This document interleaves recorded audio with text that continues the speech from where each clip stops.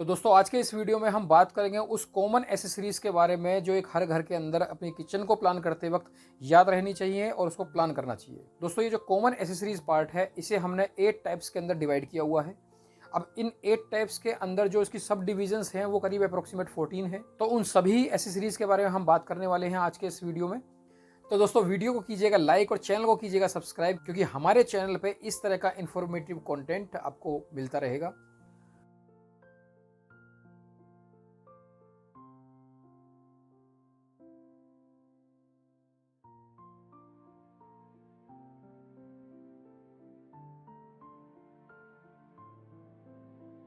दोस्तों ये जो बास्केट्स होती हैं इसके अंदर सबसे पहला जो हमारा आता है ड्रॉर पुल आउट।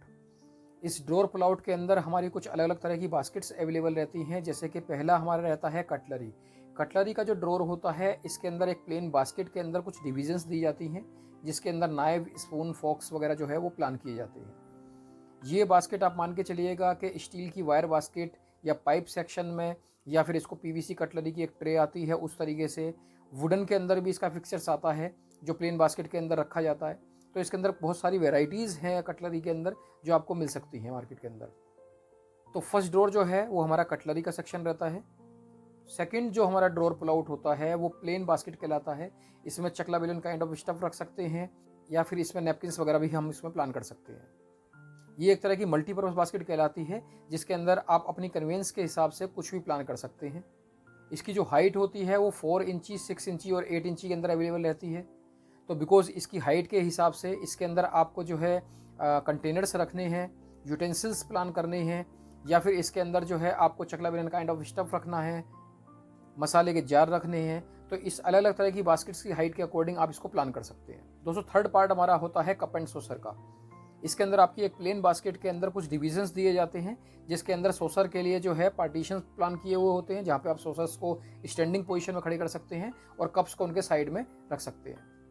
और दोस्तों अगर इसी कप एंड सॉसर बास्केट के अंदर हमारा जो सॉसर वाला जो पार्टीशन है वो थोड़ा सा चेंज करते के साथ ही ये हमारा प्लेट बास्केट में कन्वर्ट हो जाता है। यानी कि हमारी जो बड़ी प्लेट्स होती हैं वो आप इसके अंदर प्लान कर सकते हैं।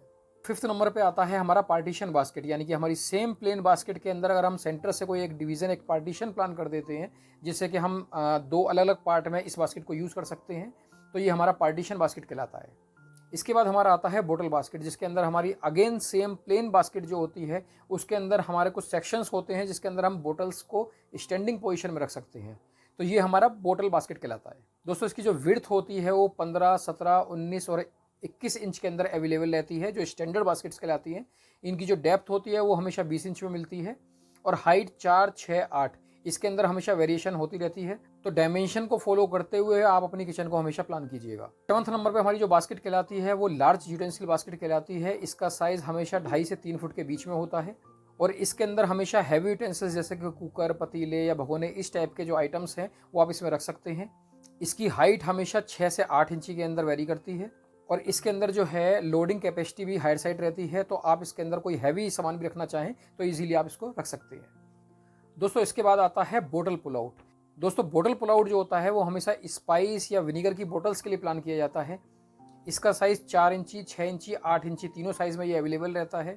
अगर आप इसे 11 इंची का प्लान करते हैं तो 11 इंची के अंदर ये बोतल पुल आउट की जगह स्पाइस पुल आउट कहलाता है। ये 2 शेल्फ और 3 शेल्फ दोनों के अंदर आपको मिलेगा।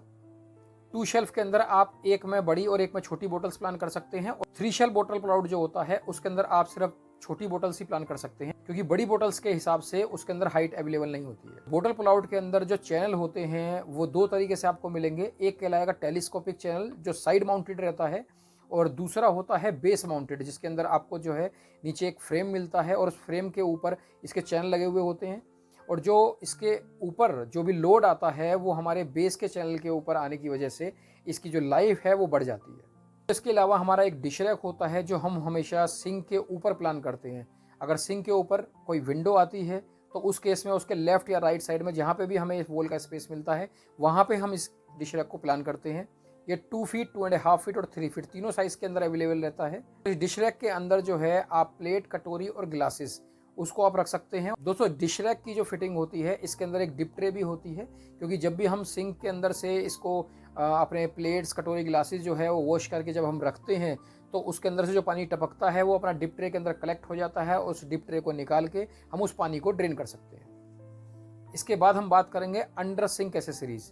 अंडर सिंक एसेसरीज के अंदर जो सिंक का कैबिनेट होता है उसके अंदर एक वेस्ट बिन और एक डिटर्जेंट रैक, ये दोनों प्लान किए जाते हैं। वेस्ट बिन के अंदर ऑटो लीड वेस्ट बिन भी आता है और पुल आउट वेस्ट बिन भी आता है। इसके अलावा अगर हम डिटर्जेंट रैक की बात करें तो डिटर्जेंट रैक के अंदर एक फिक्स डिटर्जेंट रैक होता है और एक डिटर्जेंट पुल आउट होता है, जो चैनल की मदद से आप उसको बाहर निकाल सकते हैं और यूज़ करके वापस आप उसको स्लाइड करके अंदर लगा सकते हैं। किचन में अगर हम मंथली का राशन स्टोर करना चाहते हैं और स्पेस हमें ज़्यादा चाहिए तो हम उसके लिए कॉलम यूनिट प्लान करते हैं और उस कॉलम यूनिट के अंदर हमारी पेंट्री पुल आउट या फिर टॉल यूनिट, ये दो तरह की एसेसरीज हम प्लान कर सकते हैं। इस कॉलम यूनिट के अंदर 6 बास्केट प्लान की जाती हैं और जब हम उसको पुल करते हैं तो हमारी वो 6 बास्केट इजीली सामने आ जाती हैं और उसके अंदर का जो भी सामान हमारा रखा हुआ होता है वो हमें ईजी टू अप्रोच होता है, हम यूज़ कर सकते हैं और वापस उसको बंद करके रख सकते हैं। कॉलम यूनिट के अंदर दूसरा जो ऑप्शन हमें मिलता है वो कहलाता है पेंट्री पुल आउट। ये पेंट्री पुल आउट के अंदर हमारे पास 12 बास्केट का प्रोविज़न मिलता है, जिस 6 बास्केट जो है बहुत कम डेप्थ के अंदर, यानी कि अप्रोक्सीमेट आप मान के चलिए 3.5 से 4 इंच का डेप्थ रहता है उसका, वो बास्केट हमें पेंट्री के शटर के अंदर मिलती है। ये दोनों कॉलम यूनिट की बास्केट्स जो होती हैं इसके अंदर हम पूरा मंथली का राशन स्टोर कर सकते हैं और ज़्यादातर देखा जाए तो किचन के अंदर इसकी बहुत ज़रूरत होती है, तो इसको हमेशा अपने किचन के अंदर कोशिश कीजिएगा कि आप उसे प्लान कर सकें। अगर हम बात करते हैं कॉर्नर यूनिट्स की, तो कॉर्नर यूनिट के अंदर हमारे पास D tray, carousel, S corner और मैजिक कॉर्नर, ये 4 ऑप्शंस हमें इसके अंदर मिलते हैं और इन चारों के अंदर हम जो रिकमेंड करते हैं वो मैजिक कॉर्नर को रिकमेंड करते हैं, क्योंकि इसके अंदर आपका सामान भी ज़्यादा से ज़्यादा आता है और औरों के मुकाबले इसकी स्ट्रेंथ भी ज़्यादा रहती है। तो किचन के अंदर राइस और ग्रेन को रखने के लिए ग्रेन ट्रॉली प्लान की जाती है और अगेन बॉटल पुल आउट की तरह ग्रेन ट्रॉली के अंदर भी आपके पास 2 ऑप्शन होते हैं कि आप इसको साइड माउंटेड चैनल्स में प्लान कर सकते हैं या बेस माउंटेड चैनल्स के अंदर प्लान कर सकते हैं। तो ये आपकी चॉइस रहती है, क्योंकि हम इसको रिकमेंड करेंगे कि अगर आप इसको बेस माउंटेड लेते हैं तो इसके अंदर जो इसका जो लोड होता है, क्योंकि जो हमारा ग्रेन्स और राइस का जो वेट होता है वो अप्रोक्सीमेट 10 से 15 kg के आसपास होता है, तो अगर हम इसको बेस माउंटेड प्लान करते हैं तो इसके अंदर इसकी स्ट्रेंथ बढ़ जाती है और ये उस केस में ज़्यादा प्रैक्टिकल रहता है। तो अपनी जो ये लिस्ट है एसेसरीज़ की, इसके अलावा हमारे पास 2 ऐसी एसेसरीज़ और हैं जो हर किचन के अंदर प्लान तो नहीं करते हैं, लेकिन हमारे हिसाब से वो भी किचन के अंदर एक पार्ट है जो आपके लिए कन्वीनियंस के हिसाब से बहुत प्रैक्टिकल है। इसके अंदर पहला पार्ट आ जाता है आपका विकर बास्केट, जो आपकी वेजिटेबल बास्केट की तरह इसको यूज़ करते हैं। ये विकर बेस होती है और इसको हमेशा ओपन रखा जाता है, जिससे कि इसके अंदर जो वेजिटेबल्स के अंदर जो गैसेस होती है या जो एक फ्रेश एयर उसको चाहिए होती है, उसकी वजह से इसको जहाँ पे भी प्लान करें वो एरिया हमेशा ओपन रहता है। और दोस्तों सेकंड नंबर पे आता है हमारा चॉपिंग बोर्ड। ये चॉपिंग बोर्ड भी अपनी किचन का एक बहुत ज़रूरी पार्ट माना जाता है, क्योंकि अगर ये बोर्ड नहीं होता है तो ज़्यादातर हम अपने काउंटर पे रख के ही अपनी वेजिटेबल्स को चॉप करते हैं, जिससे उस पर जो हमारा काउंटर होता है उसके ऊपर कई बार स्क्रैचेस पड़ जाते हैं। बट अगर ये चॉपिंग बोर्ड होता है तो आपको इन सब प्रॉब्लम्स को फेस नहीं करना पड़ता है।